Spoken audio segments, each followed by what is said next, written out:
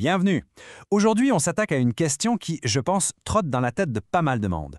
Comment ça se fait que la vie peut être aussi lourde, aussi épuisante, même quand on a la foi? On va explorer ensemble une idée assez fascinante tirée d'un livre qui suggère que le problème, ce n'est peut-être pas la vie elle-même, mais le système d'exploitation qu'on utilise pour la naviguer. Voilà, c'est ça, la question de départ. C'est un peu le paradoxe, non?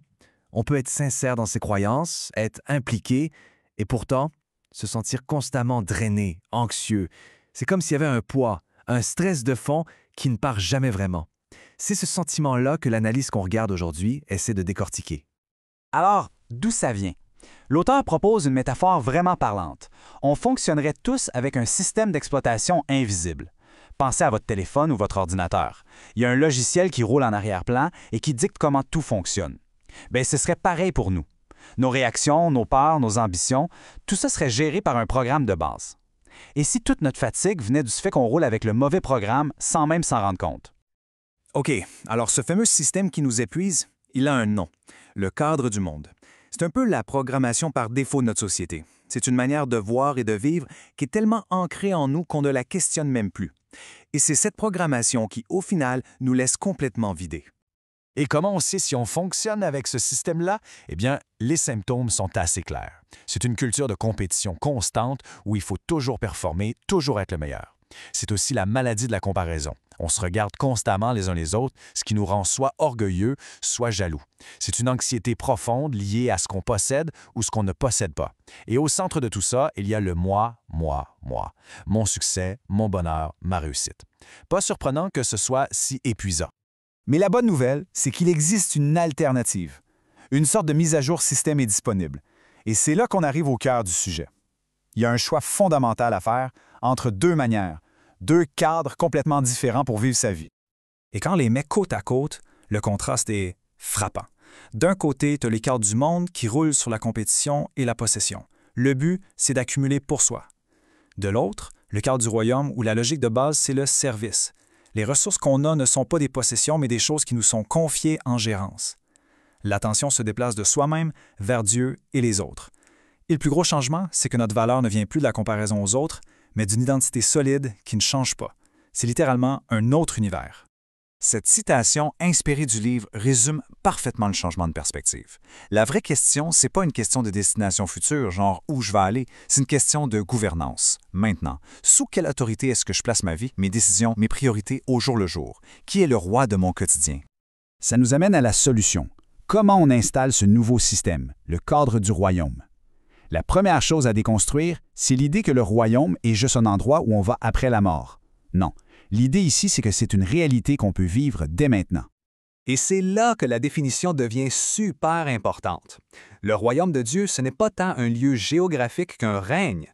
La source, qui s'appuie sur des concepts coréens, parle de la royauté de Dieu, la sphère où sa volonté est faite.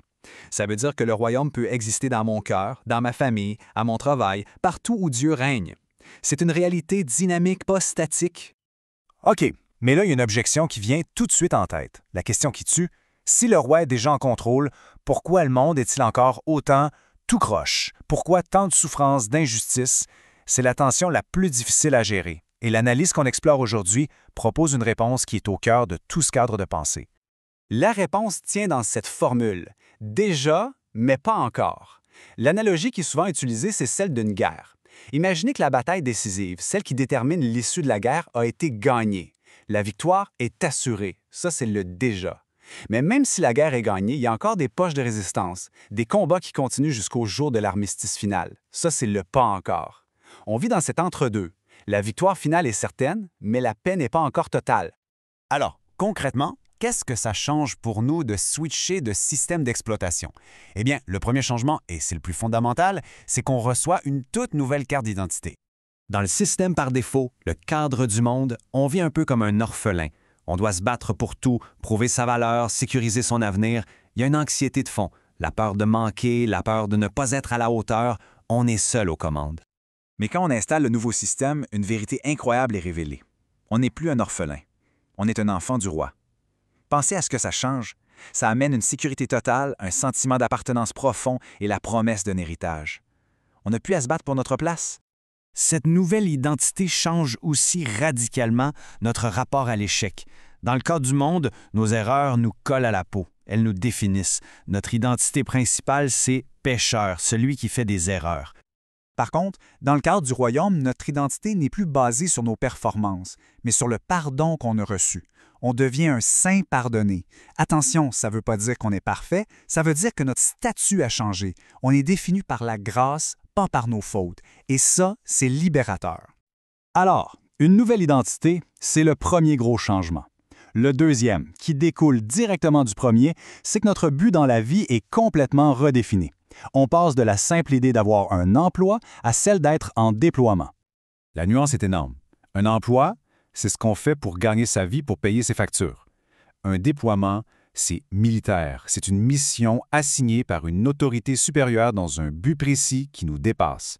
Notre travail, quel qu'il soit, devient alors une participation active à la mission de Dieu dans le monde. Et cette nouvelle perspective, elle touche à tout.